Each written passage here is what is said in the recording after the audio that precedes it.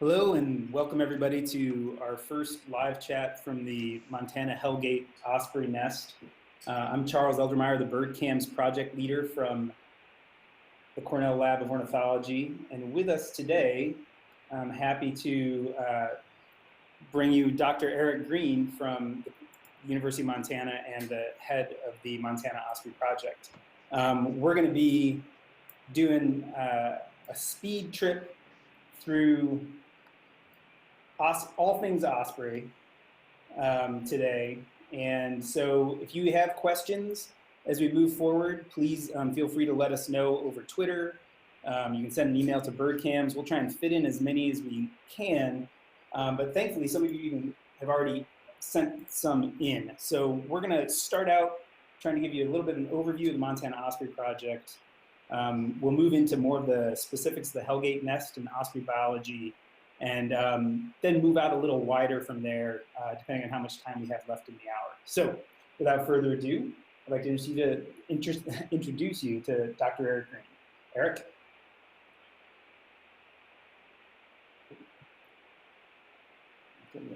I'm sitting, hi everybody. It's wonderful to see you virtually, and I'm sitting in the new Missoula College in the Osprey room, and I'll just turn around the camera here. So I'm looking right out at Iris sitting on the nest on her third egg laid this morning. So yeah, we're really excited about this season. So Erick, I wonder if you might be able to fill everybody in a little bit on sort of an overview of the Osprey Project and sort of what you're trying to accomplish there, and maybe a little bit about how Hellgate fits into that picture. Absolutely. So what I'm going to do, Charles, I'm getting a really bad echo in these, so when I answer, I'm going to take them off. There we go. Okay. Okay, that's better. It's disconcerting hearing myself, but with an echo, it's twice as bad. So yeah, the Osprey Project has been going on for about over 10 years now, and I'm just really a small part of it. This was started by my colleagues Rob Domenech, and who's the head of the Raptor View Research Institute here in Missoula, and Heiko Langner, who is an environmental chemist. And so longtime viewers of the camera will remember Heiko and Rob. Heiko has left, and so he's no longer here. And so we started, this project was started about 10 years ago as a research project investigating heavy metal toxicity and pollution in the Clark Fork River. And so that's this river, this glorious river right there. And just a few miles upriver from here, just right around the corner from the nest, was a dam called Milltown Dam.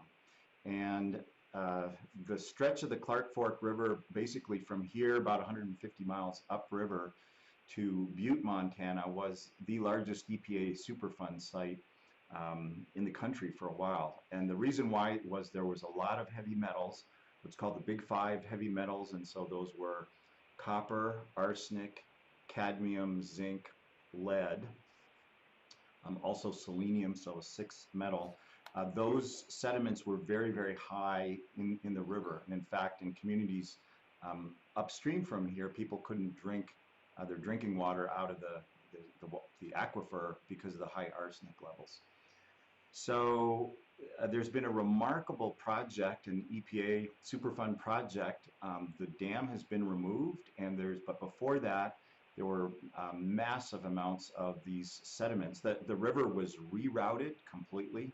And so this was a sort of an aquatic engineering feat. So the river was moved, and then many, many tons of toxic sediment, it was about 40 or 50 feet deep in places, was removed, stuck in trains, and especially a new train track was built, and these sediments were hauled away to a place that we hope is safer. So that's the background. So there's been this really remarkable restoration project of the river, and the dam's removed, so now we've got natural fish migrations up and down again in the river, which hadn't happened before. And so This project was started to look at the effects of, to see how effective this restoration project was. Since ospreys are sitting at the very top of the aquatic food chain, so they're eating big fish, they're eating smaller fish, they're eating smaller fish, and so forth. If there's environmental toxins in the aquatic systems, they get amplified as each step of the food chain. So since ospreys are sitting at the very top of the food chain, potentially they could be getting massive doses of toxins in the river, even if they were at fairly low levels. And so they really are environmental canaries in the coal mine, the ospreys in the river, so to speak, that we used as a window to tell us about the health of the river, what these top predators are exposed to, and so forth. And it's also enabled us to monitor how these levels of toxins have changed over time as the dam was removed, and so forth. So that's sort of the genesis of the research part of the project. But very, very early on, we realized that education was going to be a major part of this. And so we tend to think of this Osprey project as a three-legged stool. And one of the legs is certainly research, but I would say the major leg quickly turned into education. And so we take lots and lots of kids and general public out with us, do lots of outreach, lots of programs. So as of last summer, we had taken out, this is rather remarkable, about 50,000 kids all up and down the river, out to see the river, to learn about aquatic ecology, the history of mining, about ospreys, and so forth. And so this camera, the Hellgate camera, was originally put up as part of that to offer the world a view of this, what's turned out to be this amazing Iris and formerly Stanley and now Louis. So we've learned so much from this remarkable pair of ospreys, and you folks out there right now, I don't have to tell you, you're fans. You know, I've learned more. I've been studying ospreys for since I was an undergraduate student in Nova Scotia, and I've learned more about ospreys just through this one pair and the intimate life that we get to peek in on and share with them.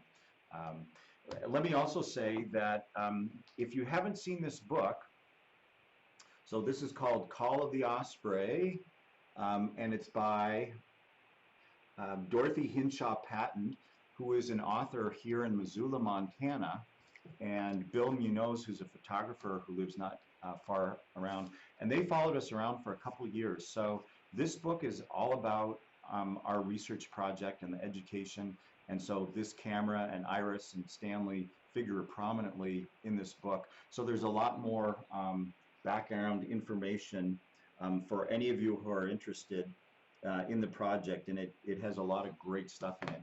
And by the way, we were delighted that this book won the 2016 award for the best environmental STEM book, and STEM stands for Science, Technology, Engineering, and Math. So the best environmental STEM book for middle school, high school kids in the world. So way to go, Dorothy Hinshaw Patton and Bill. So we're really proud of them for this tremendous award, but it really highlights the camera, Iris and Stanley, and the Clark Fork River, and what we're trying to do with the research and education. Okay, I think I may have gotten to the bottom of the audio, so let's give it a try a little bit longer here with me actually talking in your ear. Okay. We had a lot of questions about heavy metals and the Osprey Project, and one question that came in was from Lee Beth. She was asking, you know, how do these heavy metals actually affect ospreys and other birds, and also does this change as they get older? Is there anything that you guys have learned about that, or that you know from the general research that kind of touches on that? Mm-hmm. Okay, well, thanks for the great question, Lee. Those are things that we're looking at. How's the sound now, Charles? Sounds great. Good, good, and I'm not getting the echo, so that's great. So yeah, wonderful question, Lee, and that really gets at the heart of what motivated our research project. The good news is that the the big five heavy metals, so those were the toxins that everybody was concerned about originally with the removal of Milltown Dam. So the levels of those big five heavy metals, so arsenic, cadmium, zinc, lead, and copper, those are at very, very low levels in the Ospreys, all up and down the river. So that's the very good news. And for some of the cases of these heavy metals, the levels are below the detection levels that our very sensitive machines can pick up. So that's the good news. The restoration project has been really successful in my opinion, in terms of the heavy metal load that we're seeing in these top predators in this river system. The one thing that we quickly stumbled on, which is still a major concern, and I would have to say now is the main focus for our research, our environmental, this ecotoxicology research, is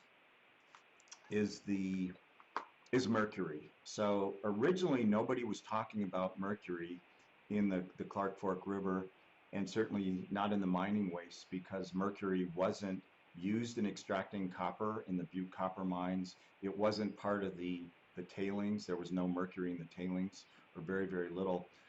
But what we found is that mercury in some places along the Clark Fork River occurs in exceedingly high levels in ospreys around here. So we've spent a lot of time, and that was a surprise initially, but perhaps shouldn't have been too much of a surprise. We spent a lot of time tracking down the sources of the mercury. It's not from the Butte Anaconda copper mines, but it's from old gold and silver mines. So mercury, so these are 100-year-old mines in places upriver from here. And mercury was used a lot during the heyday of gold mining. Mercury is very good. It's like a magnet. It bonds with gold and silver. And so miners would pour lots of mercury into various sorts of extraction methods that were used. And then they could collect the heavy mercury. There would be a lot of gold and silver, almost microscopic flakes in that mercury. And then they could, for example, boil off the mercury, and that would leave the gold and silver behind. A lot of that mercury, this was done at a time when people didn't realize how incredibly toxic mercury is. And so people just weren't careful about it. There was no rules or regulations about it. And so an awful lot of that mercury ended up in rivers and streams.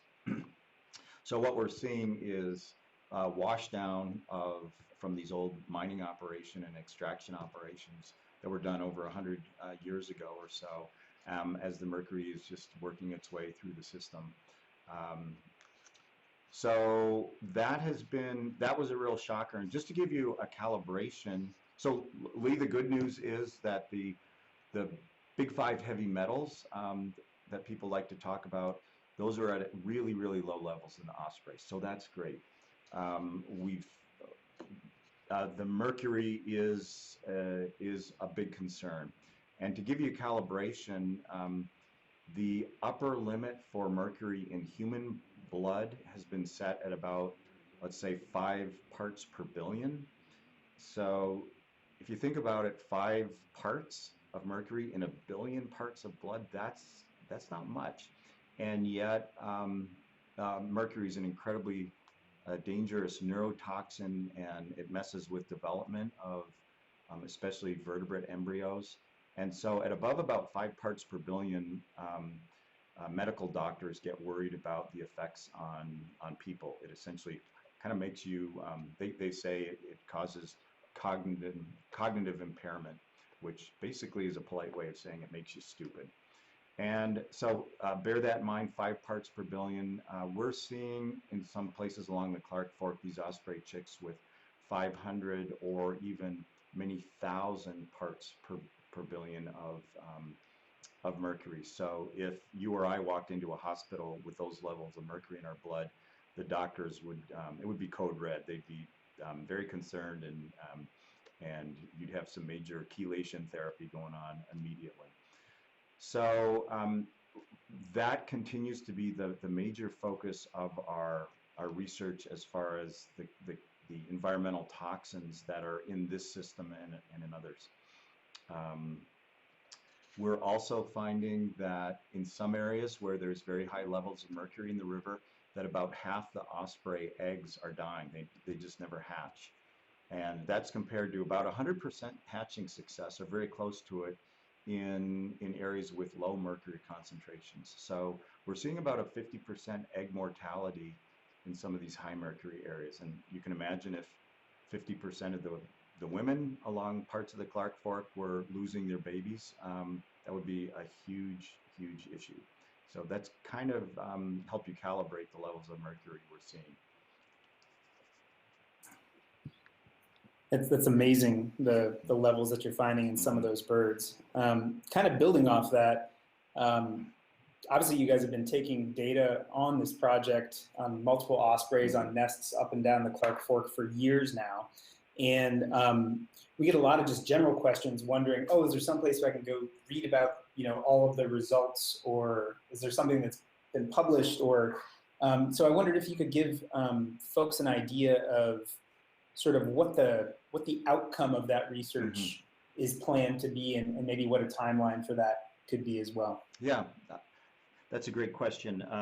Yeah, because as scientists, we don't, hopefully don't just do a lot of work and then it never gets out there. This is exceedingly important work. We've got one paper that's been published in a environmental ecotoxicology journal, and that summarizes the results of the heavy metals. Mercury is in there as well, and so I can post that information where people can go to find it, and I'll make sure, Charles, that you have it as well. So people who are interested in the scientific paper that has resulted, I'll get that information out there. And then just to give you a little bit of sense of how this research works, from the outside it might seem like it's very slow and plodding, and at times it is, and it takes in many cases, a decade to figure out that there's even a mercury problem. And right now we're getting ready to publish more of the results on the mercury, as well as other things, baling twine and migration and the satellite data, which we can talk about a little bit more. But one of the things is it takes large samples for us to even, in some cases, detect patterns. And so part of the waiting game is, for us, we've just been doing this very careful, meticulous work over many years. And so now we're getting to a point where we've got large enough samples that we can start to say things that stand up to scientific review and rigor. So there will be stuff, stay tuned, there will be more being published in the scientific literature. And then as educators and as part of this project, this is super high priority for us, of getting out the results to the general public about what we're finding. I should also say that we're in very close touch with state agencies, wildlife agencies, and others about what we're finding. And so here in Montana, oh, I can see Louis. Louis flying down the river here. It doesn't look like he has a fish. See, this is the benefit of having an office right now. Louis is flying up. He'll be landing in the nest in about 30 seconds here. So, yep. Oh, no, he just landed on the top of the light. And we'll talk more about that later. So, yeah, so getting back to your question, Charles, we're actively getting everything we do out, both to the scientific community as well as the general public here in Montana is very, very interested in what we're finding. State agencies are interested, and so forth. Great. It's really exciting, and it's great to know that the work you're doing is also being heard by the local governments, state governments. Mm-hmm. And one of the things, even though the project is based in Montana, one of the interesting aspects that you're involved in also involves the fact that these ospreys travel and they migrate and go places. and you've been working with collaborators to try and understand where they're going, and also whether or not there's a role for mercury in understanding their success in migrating and that kind of thing. So I wondered if you wanted to touch on anything from the satellite data that you've seen, anything that you found interesting, and sort of where that part of the project might be going to. Yeah, that's a great question. So this is part of the larger Montana Osprey Project, and this is work done in collaboration with Rob Dominich, who he's responsible for this, and another research operation called the MPG Ranch, which is a research ranch about 15 miles south of where I'm sitting. And so when we started this project, we really nobody had any idea of where ospreys from this part of the world migrated. And so we've been banding osprey chicks. So every time we go up to nests, we're monitoring many, many nests all up and down the river. So when we go up and take chicks out of the nest and take blood and feather samples, we generally band those. And in addition, so those sorts of data, if a bird is resighted with a band on it and people can read the band, or if it dies and it's recovered, we get that information back. To date, there's been about 250 osprey chicks banded, and we've got resightings or returns on about 10% of those. And that's a really good level. That's really very high for banding studies. And I know people have been asking, so we're actively looking around in areas to resight birds with these blue bands on their legs, and we do know where they are. We suspect that one of the chicks that was banded, that she's breeding now up near Drummond, Montana, so about an hour up the river from us to the east. And so we're going to go check her out in about 3 weeks or so, and see exactly who she is and where she came from. But so we're starting, ospreys are long-lived species, and they might not start breeding until they're 3, 4, 5, 6 years old in some cases. And so again, these are data that this is very hard and expensive research to do. And it takes a long time just to start to build up the samples to start to see patterns with the banding. Now, the satellite transmitters, that's a different story. So these are little solar-powered satellite backpacks. They're about yay big.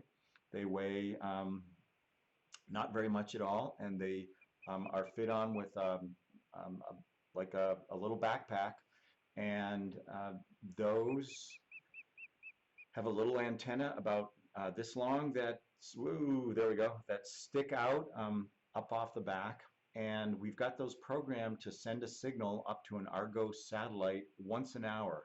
So for these during the daytime, less during the night, to save on batteries. And so we know for those ospreys that we have the satellite backpacks on, this is Rob's study, we know every hour where they are within about 10 feet.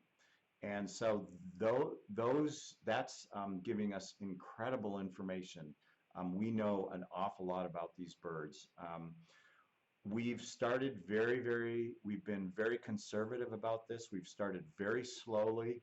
Our number one, our highest priority in everything we do is the safety of the ospreys. And so we wanted to make sure that we could do this safely. So Rob started off just putting these on a few ospreys to make sure that they weren't having an adverse effect as far as we could tell. And so up till now, we've been doing this sort of proof of concept. Rob's been putting these satellite transmitters on birds in areas that generally have low mercury.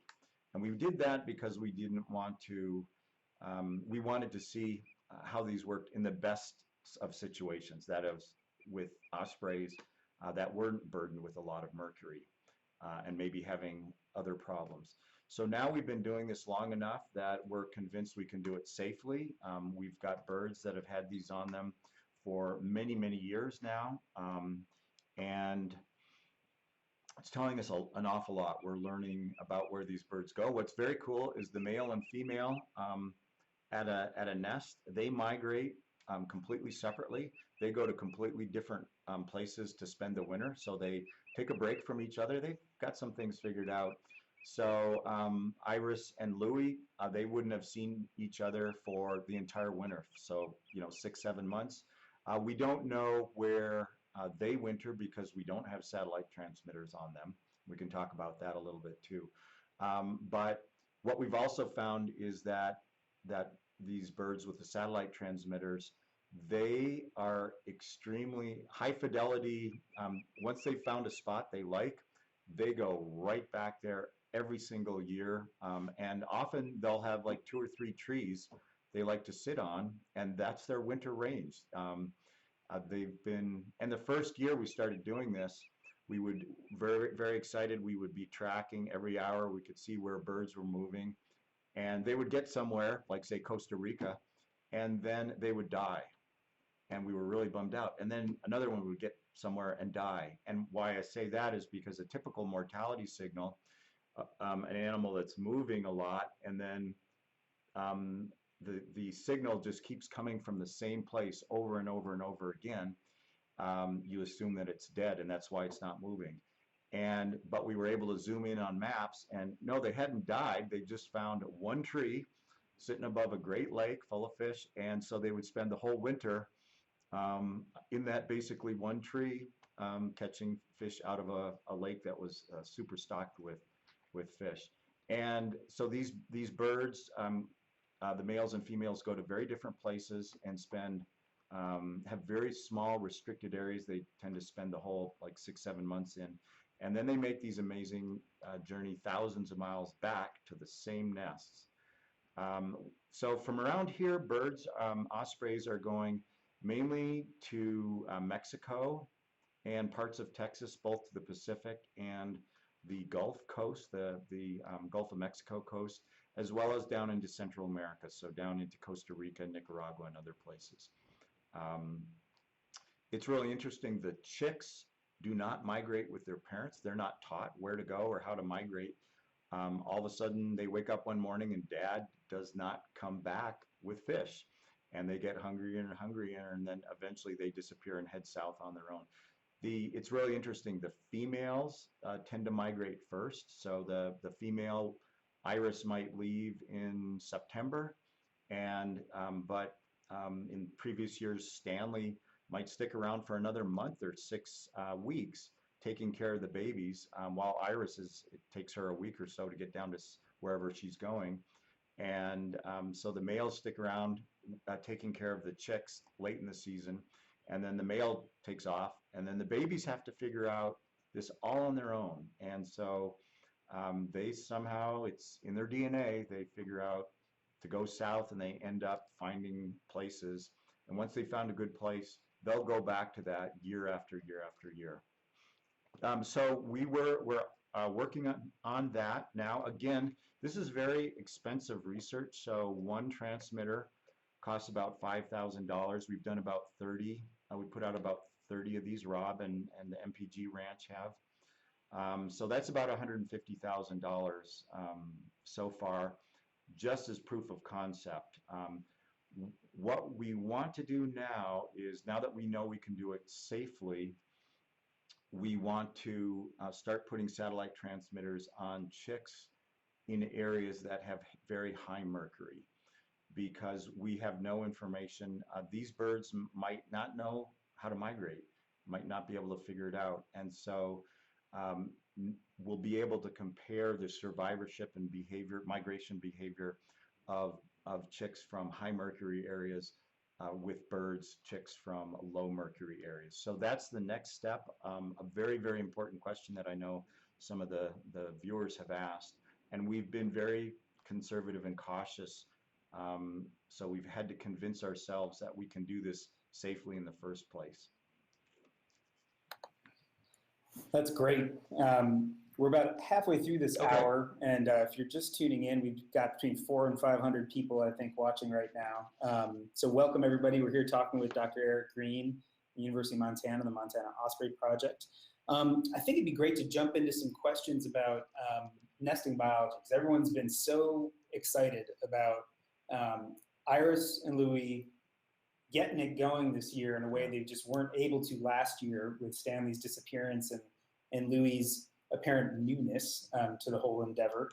And so, you know, there are a lot of people really interested in what's happening when they're laying eggs and what's going on with incubation. So jumping off the whole migration stuff we've been talking about, short skinny lady, it's her name on Twitter, not my description. She wondered essentially, you know, if it only takes a day and a half to lay an egg, you know, why does it take so long after these ospreys return from migrating to start getting down to the business of getting their nest going? So I wonder if you could touch on that and let us know what you think. Yeah, great question. I'm reminded of the Lyle Lovett song, he's got skinny little legs like I always wanted. So yeah, great question. It has to do with energetics. So if you think about it, Iris flew possibly a couple thousand miles from her wintering ground, wherever that was, to get here. They don't feed much while they're migrating. She probably left in really good shape, but this was like, talk about a marathon. She flew many thousands of miles to get here. And developing growing eggs is a hugely energetically expensive proposition. And so she probably just had to fill her own gas tank again. She was probably pretty exhausted after the long trip. And then just building up the energetic reserves to grow these really large eggs. So that's the reason it takes a while after they get back. And as you see, there's about a gap of, it runs about 3 days or so with Iris and other ospreys between laying eggs. So that's just what it takes in terms of getting the energy, the resources to build a new egg. Yeah, and I've got to say, we are so delighted at this year. So longtime viewers know that there's been no chicks produced out of this nest for the last 2 years. 2 summers ago, there were 3 eggs, but there was that hailstorm with 70-mile-an-hour winds that screamed through this canyon and almost blew the nest right off. And the hail was like size of golf balls or baseballs, and broke all the eggs. And then last year with Stanley, we suspect dying over the winter, not returning, and then Louis showing up late, and they just weren't able to get it together. So there hasn't been chicks for 2 years, but last year Louis gave it a good shot. I suspect he was a young bird, and that was his first attempt at breeding. And those of you who watched last year, you know, he was a bit of a klutz. So he didn't know how to mate. He's got that down this year. He would fall off last year, and when there were eggs. Iris laid 5 eggs last year, and ravens ended up eating all of those. So none of those hatched. But when the first eggs were there, Louis just looked at him. He didn't know what to do. But this year he's proven his stuff. It's really amazing. He's a very attentive father. He spends a lot of time on the nest. And you can see right now he's loving to bring in that nice soft nesting material. The nest is almost overflowing with it right now. And he's turned out to be as good a fisherman as Stanley was. So he's right now bringing in these monster fish. Some of these big suckers he's catching probably weigh close to what he does. So he's bringing in these great big fish. So he's turned out to be a really wonderful replacement mate for Stanley. Let me also, just a little digression about the name of Louis. This is very special and I think significant to me and to all of us. So I'm sitting here in the new Missoula College, which is very exciting because Shannon O'Brien, the dean of this college, is very, very excited about this project, and we've got plans to integrate and develop new programs in the college that are based all around the osprey nest. But a couple years ago, during the groundbreaking, before the building even started, a revered Salish elder named Louis Adams was invited down to give a blessing to the site. And here's a photo of Louis Adams. And here's a picture of Louis at the groundbreaking ceremony. And so this is him. Directly below where I'm sitting now, at a podium. So this was at the groundbreaking, and he gave a blessing in Salish, and he blessed the osprey nest, and he blessed the site of the new building. And he also, this was very moving to me, he turned around and he pointed, I'm going to point the camera, he pointed right across the river here to where the stadium, the football stadium is, and he told us that this was a very special place for him because his grandmother had been born in a teepee right across the river. And here's an old picture of Salish teepees right across the river, and the osprey nest is right here, right there. And so Louis' grandmother was born right across the river. So last year, on April 28th, Louis Adams died, and the next day, this new male showed up at the site. And so the day after Louis Adams died, this new male showed up, and so we thought it would be very special to honor his memory by naming this new male Louis. And we asked his family if they would be comfortable with that, and they were supportive of that. So that's why we call Louis after Louis Adams. Yeah, so we're delighted. Iris has laid her third egg this morning about 6:30. So she's on 3 eggs now. I suspect she might stop now. She's usually been a 2 or 3 egg layer. She hasn't or rarely laid 4 eggs. 4 eggs is the most eggs ospreys ever lay. So she might stop and call it quits right now, or we might be surprised with this new guy. She might lay 4 eggs. But so far things are right on track. They're ahead of schedule that they normally are, and both Iris and Louis are spending a lot of time incubating, which is really exciting to see. So if think pure thoughts, if things go well, we'll have 3 little dinosaur babies in about a little over a month from now. That is super exciting, and really great history on Louis. And I can remember the magic of that day when that osprey showed up right after Louis passed away. Mm-hmm. And there were tingles when I heard the story. Really, really fun. So a couple of just general biological things that people are wondering about, and a lot of them actually center on male behavior, because Louis is sort of the new one to the equation this year and last. And so you touched on the fact that he incubates a lot, and people were wondering if you find that to be a common behavior across other ospreys or whether he's just super eager. So what do you think about that, having watched a number of ospreys over the years? Yeah, incubation behavior by the males is certainly very variable. Some males do very little, like maybe 5% or maybe a little more, but you know, Louis, I agree. He's an eager beaver, and so you know, he took the first incubation stint after Iris laid her first egg. He's right in there, and he's certainly pulling his weight. So I would say he's on the upper end of the contribution for incubating that males do. So he's turning out to be a good partner in many respects for Iris.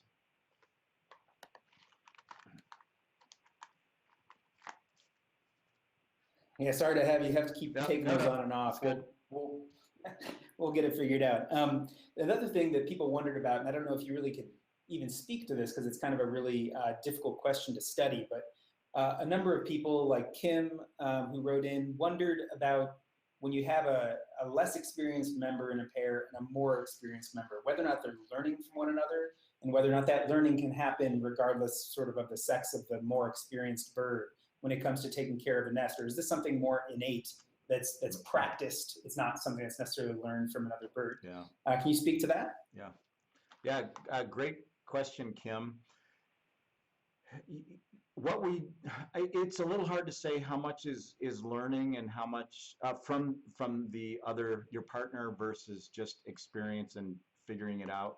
I suspect that a lot of the behavior we see is innate. So, for example, going in and knowing how to first bring in big sticks and how to make a nest and how to get that lip nice and high, and then bringing in the moss and the soft stuff later. That's probably, amazing as it seems, that's probably all pretty innate and encoded in sequence of 4 nucleotides in the DNA. We don't know how that happens, but a lot of the behaviors are probably innate. But it is certainly true that more experienced older couples that have been together for a while, they tend to have higher breeding success. And the degree, and what seems to be super important in reproductive success is how tightly coordinated a pair is in terms of when they get back, sort of just working out all the stuff that they have to do together. They have to completely cooperate throughout many months, over many, many months, to bring off babies. So fishing, bringing in fish to each other, spelling each other for incubation stints. Watching out for predators is a huge, huge thing. So a lot of you notice that often they look up and start screaming as things fly over. And often Louis or whoever's not incubating will take off. There's ravens. There's a raven nest right across the river here. And the ravens they pay attention to this nest. They fly around. And if the birds were to leave the eggs for even 30 seconds, these ravens would probably be on them. We saw that last year. Also, there's a bald eagle nest right up the river, and so bald eagles and ospreys are mortal enemies. So whenever the eagles fly over, they freak out. It's hard to say how much is innate and how much is learned, but I suspect that these birds do learn from each other a certain amount, but they figure it out a lot on their own as well. But yeah, the reason things probably didn't work out last year was just Iris she's experienced. She's an old bird. She's got a lot of many breeding seasons under her belt. But Louis was a newbie, and so they paired up late, even though they laid a couple eggs that were maybe fertile. They just hadn't worked things out together as a well-coordinated couple. But certainly this year, they've got it figured out, and so that's one of the reasons we're really excited. We expect babies this year. Yeah, that's super exciting. We get a lot of people, I think, somewhat concerned about Iris's age. You talk about her being an old bird and very experienced. I even have right now people texting me who are colleagues of yours in Missoula. For those of you listening who probably already realize this, Erick has a lot of, what do they call it, pans in the fire. And let's just say sometimes people notice when he's stuck in one spot and they take advantage of it to start asking questions. So, I'm getting a question that we've also received from several viewers. Given Iris's age, how much longer can we expect her to be fertile? Do they continue to have the innate ability to lay eggs if they survive? Or is there a thing like menopause in humans where that sort of no longer is a part of sort of their capacity?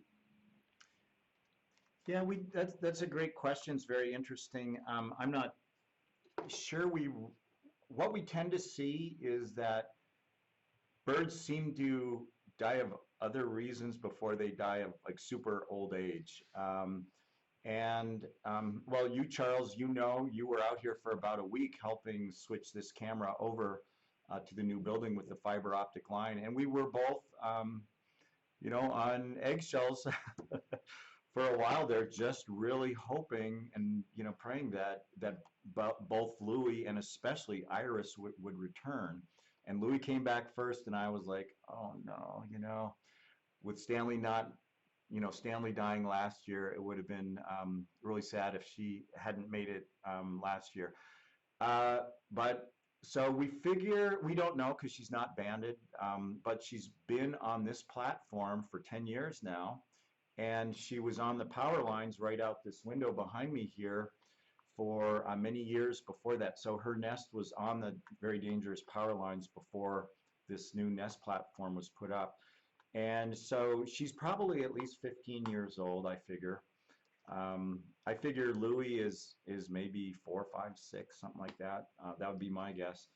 But we have reports now of ospreys, female ospreys living well up into their 20s, mid-20s, and breeding successfully. So I suspect, I mean, we don't, I suspect that Iris would die before, and if she does come back, if she migrates back, I would expect she's doing that, with the intentions of breeding. So as long as she comes back, I would be surprised if she came back and then just didn't lay eggs. Yeah, that makes a lot of sense. And we know, at least with some other species now, where there are really long banding records, like Wisdom, the Laysan albatross on Midway, who's still laying fertile eggs at 66 years old. Yeah. And they're certainly an outlier. Just their whole life history is so different. But I think that it's really easy for us to underestimate the capacity of these wild animals to do the thing that they are just evolved to do in the purest sense, and that's to make more of them to keep surviving.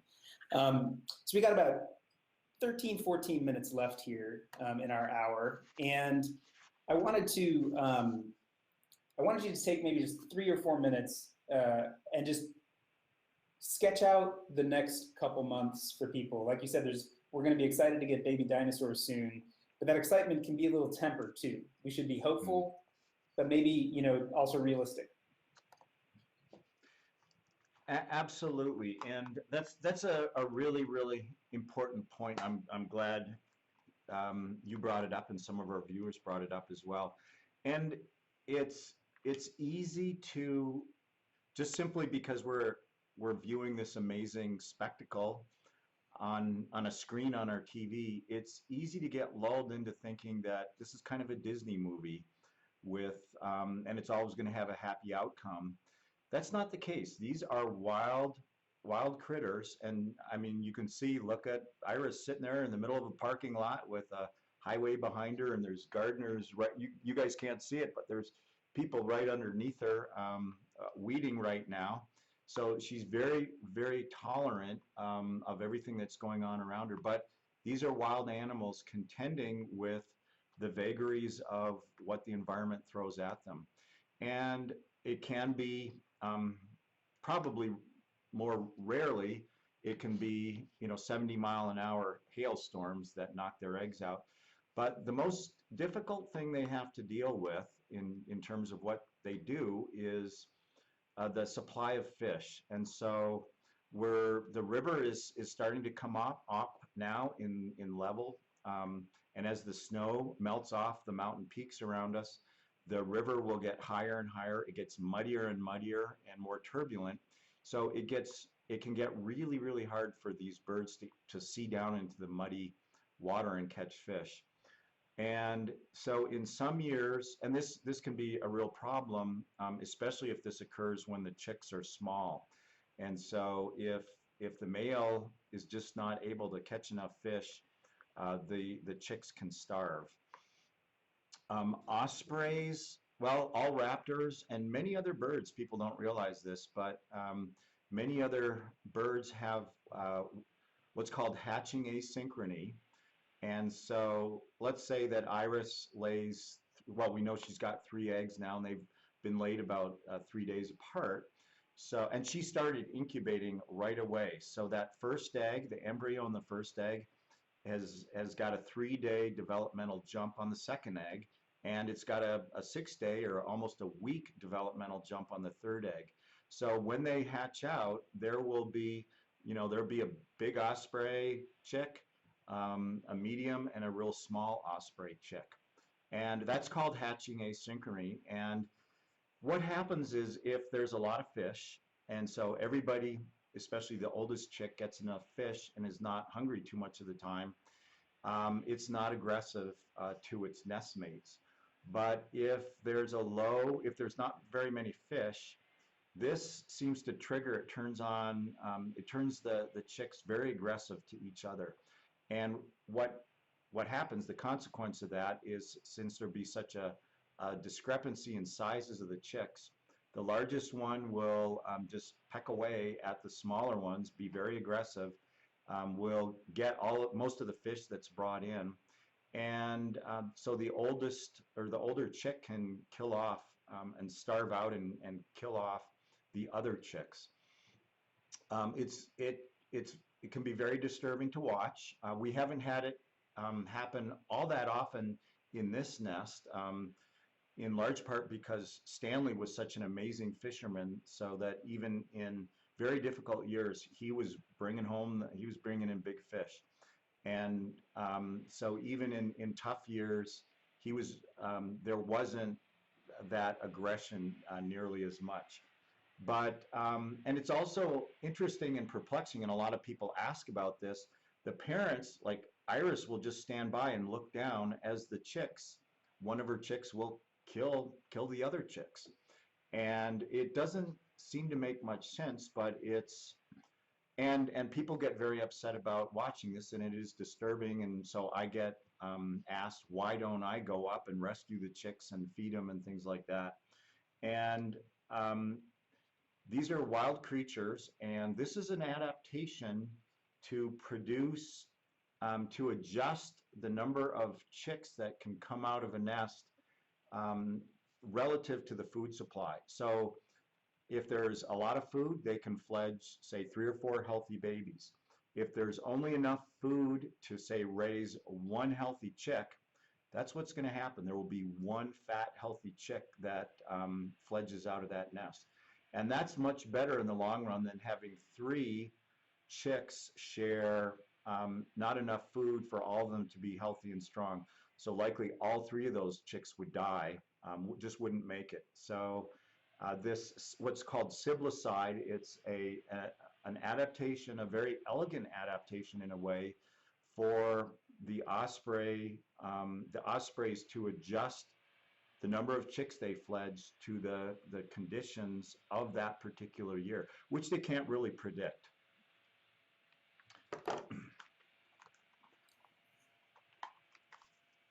Thanks for sharing that.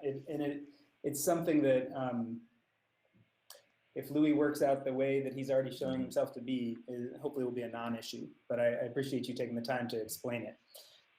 It's clear to me right now, looking at the list of questions I still have in this Google Doc, we will not get even close to answering them all. So I want to reassure viewers out there, if you've put in some questions, what we'll try and do is follow up either on Twitter or on the CAM's website with answers to most of these. Some of them will require us to ask Dr. Greene personally for some information, but we should be able to get those out in the next day or so. So apologize, but we do hope to also do a few more of these this breeding season. So there'll be further opportunities to talk with Erick. We've got about 5 minutes left in the hour. And I wanted to give Erick a chance to talk a little bit about what's up next for the Montana Osprey Project. What's sort of new or different that you think is going to happen this year or following this year, plans you've had in the works, given that we've been sort of out of commission to a certain degree with a breeding season for the last 2 years. People haven't had a chance to hear about sort of anything new. And I do need to say that people have been asking about a certain woodblock t-shirt that was leaked, I think, a little early. So if you want to take care of some of those concerns, that'd be great. Yeah, absolutely. And sorry, I've been sort of long-winded and rambling here, so I apologize for that. But I would be totally open to having another one of these sessions in maybe 3 or 4 weeks when we're getting closer to the eggs hatching, and then we could sort of look ahead a little bit from there. That would be fun as well. Yeah, that'd Yeah, be I great. know people have been asking a lot about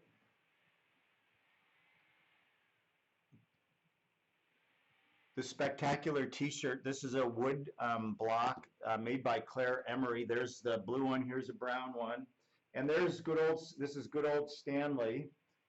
Those of you in the know can recognize the gap in his the feather that's missing here.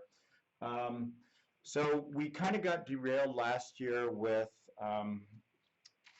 the eggs being destroyed and so forth. But we've got a whole bunch of T-shirts of in this case, to remember Stanley. And Claire also has made this into a spectacular print, a woodblock print, hand colored and hand painted. And so that will, excuse me, that'll be available, and we'll get those details up really soon. So these are just absolutely beautiful works of art done by Claire. Yeah, let me just really quickly, I know we're running out of time, but you know, this camera and this Osprey project has grown in so many very, very exciting ways. And so some of the things, I know a lot of the viewers have been asking about a perch on the nest, and so that is definitely in the works. Charles, when you were out here for a week, we talked about putting up a perch. I think we'll probably end up doing that over the winter and getting a really good perch up in a good place. I think we'll probably also try to raise the camera a little bit from where it is now, because when they build this really high rim, as they've done this year, it's really hard to see in and see the eggs and chicks. So I'm thinking we might try to raise the camera up about maybe a foot or so. That'll still be a good angle, but allow us to peer down. See, so now Iris is getting up, and we can't see the eggs because it's such a high rim. We're going to incorporate, so there's going to be a lot of exciting things built into the programs here at the Missoula College as well. And I'll talk more about those, but the computer technology program is here. But one thing that's really, really exciting is that I was contacted by what's called Montana Space Grant Consortium, which is a NASA project, last fall. And they were really interested in thinking about developing an environmental and a science curriculum for middle school kids based all around ospreys. And so we received a grant from NASA money, and we're doing that right now. We're working with some really gifted teachers and educators and scientists, and we're developing a curriculum based all about ospreys, but it will allow teachers to introduce their kids to biology, food chains, environmental sciences, chemistry, physics, math and physics of flight, satellites, GPS. And so we're going to bring in 6 teachers this summer and start this program off small. The exciting thing is that almost all schools in Montana are about within a mile or two, or many of them within a mile or two of an osprey nest. So we're really excited about providing a year-long, in-depth curriculum that teachers will be able to use to really engage their students with very cool stuff, but investigate math, chemistry, physics, statistics, all sorts of cool stuff. So that's a major project that is ongoing now that we're super excited about. And Charles, I see we're getting near the end, but we have some thank yous as well. Yeah, I know that we've been waxing, and super enthusiastic about transitioning over to the Missoula College. But just looking out that same window in your office there, you can see the organization that is both adjacent to the nest and has been an incredible supporter since this whole thing began. And they were actually great during when we put in this new infrastructure when I was there this spring. That was where I could go warm up my hands, get a glass of water. They were just super supportive. And so I definitely wanted to make sure we left a little bit of time for you as sort of the head of the project to give thank you to the people that you know are involved, both there and sort of electronically. Yeah, so it's pretty amazing to me. I mean, we can look at the screen and watch Iris looking around, and you know, there's people who appear to be the face of a project, but as you know, Charles, you and I are just the tip of the iceberg in making these sorts of projects happen. And I can tell you that there's probably about 80 people and organizations and companies that work not only here in Missoula, but in the state, and all the Cornell folks and around, and our camera operators. Huge shout out to you guys and the people who do a lot of the tweeting. There are lots and lots of people that make this happen. And so that's really special in a lot of ways. I'm always thankful to the many people that are supportive. But you're right, Charles, the folks at the Riverside Health Center have been amazing for such a long time. So they helped put up the Nest platform 10 years ago. And until we switched over the camera feed just about a month ago or so, the camera feed went through an Ethernet cable into their building. They hosted it on computers in the attic of the building, and they've paid all the internet bills for the last many, many years. And so Riverside Health Center has been a huge, huge supporter, and they've made this camera happen from the very beginning.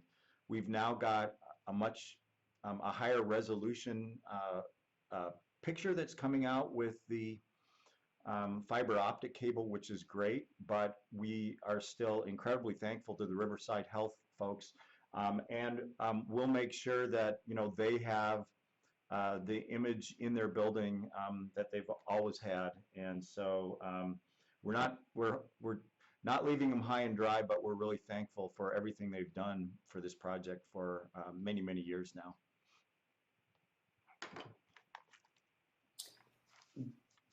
Great. Thank you, Eric, for sharing that. And I also wanted to share a couple thank yous. Obviously, all the moderators and cam operators, Eric mentioned you already, but you guys are doing a great job sharing what's happening on the Nest with the larger CAMS community. And honestly, this project couldn't run here at the Lab of Ornithology without the continued support of the people watching it. We just had a great response this last weekend to a fundraiser that we ran, meeting our goal in only 3 days, which was incredible. And that's the kind of support that actually makes it really easy for an organization, whether it's the University of Montana or the Cornell Lab of Ornithology, to say this is something worth doing and worth keeping around, because not only are we energizing a lot of people behind a really great product, whether it's the Osprey Project, the Ospreys themselves, bird conservation, but also we are able to get people excited about our organizations too, because you respect the job we're doing. We really appreciate your time and energy that you take to share that with us in your comments and your tweets, your emails. All that stuff is really important for us to really gauge the impact that we can have. So, and obviously thanks to Eric for making the time to come here and talk with us today. I'm sitting here in a little room at the Lab of Ornithology with Ben Walters, our communications specialist for the Bird Camps Project. And it's really fun to watch these things come off and see the excitement in the community when you get a chance to talk to us, but we really enjoy this opportunity to talk to you too. So as I said, we didn't get to all the questions. We had some really good ones in there that just because of the flow of the conversation, I didn't want to break in and sort of keep interjecting, but we're going to try and get most of those answered for you and put out so that you can have new ones for the next time we do this. All right. So with that, Eric, it's been really great talking with you this afternoon. Appreciate you spending the time. All right. Take care, everybody.